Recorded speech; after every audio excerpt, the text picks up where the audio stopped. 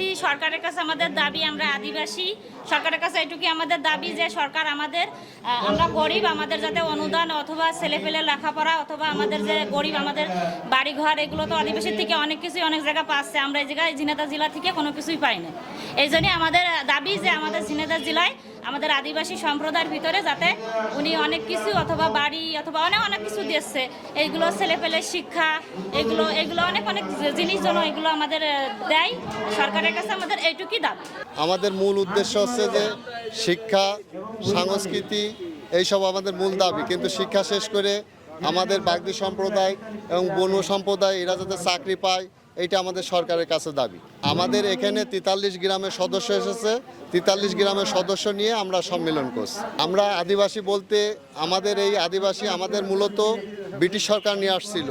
ওই ব্রিটিশ সরকার দিয়ে একসময় আমাদের এখানে নীল চাষ করা হতো এবং ওই নীল চাষ করার জন্য বন জঙ্গল কাটা হতো এবং চাষ করা হতো। এদেরকে এনে সেই সব ব্রিটিশ সরকার করেছে, কিন্তু ব্রিটিশ সরকারের যে নেতৃবৃন্দ ওরা সব চলে গেছে এবং আমরা যারা গরিব দুঃখী আছি বনে জঙ্গলে এবং এখন স্থানীয়ভাবে বসবাস করছি, আমরা আদিবাসী এবং আমরা স্থানীয় সমতলের আদিবাসী বাগদি সম্প্রদায় এবং বনুয়া সম্প্রদায় এবং কিছু জেলে সম্প্রদায় আছে, কিছু কামার সম্প্রদায় আছে, কিছু ঘাসি মালো সম্প্রদায় আছে। এরা আমাদের এই অঞ্চলে বসবাস করে। 43টা গ্রাম নিয়ে আমাদের বসবাস। কিন্তু আমাদের সুবিধা তো হচ্ছে না। তো কি কি সুবিধা পান না এটা একটু বলেন তো। কোনো সুবিধাই তো পাচ্ছি না আমরা, আমাদের কোনো সুবিধাই হচ্ছে না, আমাদের দাবি তো মানে না, তার আমরা কোন সুবিধা মানবো? আমাদের কিছু দাবি দেওয়া আছে।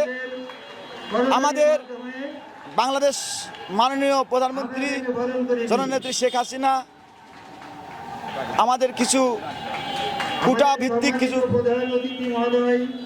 চাকরি, আমাদের ছেলেমেয়ে লেখাপড়া করার যে সুযোগ সুবিধাগুলো দিয়েছে, আমাদের আদিবাসীদের সেই কোটাগুলো পরিপূর্ণ করা এবং আমাদের আদিবাসী যে সকল ভূমিবিহীন বাবা মা ভেসে বেড়াচ্ছে তাদেরকে ভূমিহীন মুক্ত করা এবং যারা গৃহহীন মা বাবা হয়ে ঝড় বৃষ্টি আসলে তারা অনেক সময় মানুষের ঘরের আশ্রয় নেয়, আকাশে যদি কালো মেঘ দেখে অন্যর ঘরে যে আশ্রয় নেয় তাদের গৃহহীন নিশ্চিত করার জন্য।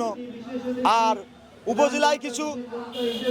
উপজেলায় আমাদের গণতান্ত্রিক বাংলাদেশ সরকার মাননীয় প্রধানমন্ত্রী কাজ স্পেশাল বিভাগ থেকে আমাদের একটা বরাদ্দ প্রদান করে থাকেন।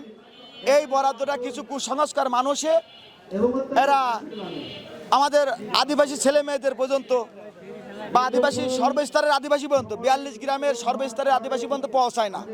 এরা 10-11 জন মানুষে এই সকল আদিবাসীর হাতে আদিবাসী অনেকে মানে নির্যাতিত এবং বঞ্চিত।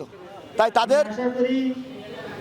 তাদেরকে আমরা উপজেলা নির্বাহী মহোদয়ের মাধ্যমে এবং জেলা প্রশাসক মহোদয়ের মাধ্যমে গণতান্ত্রিক বাংলাদেশ সরকারের মাধ্যমে যাতে এই ধরনের অসৎ মানুষের কারণে আমরা যাতে নির্যাতিত না হই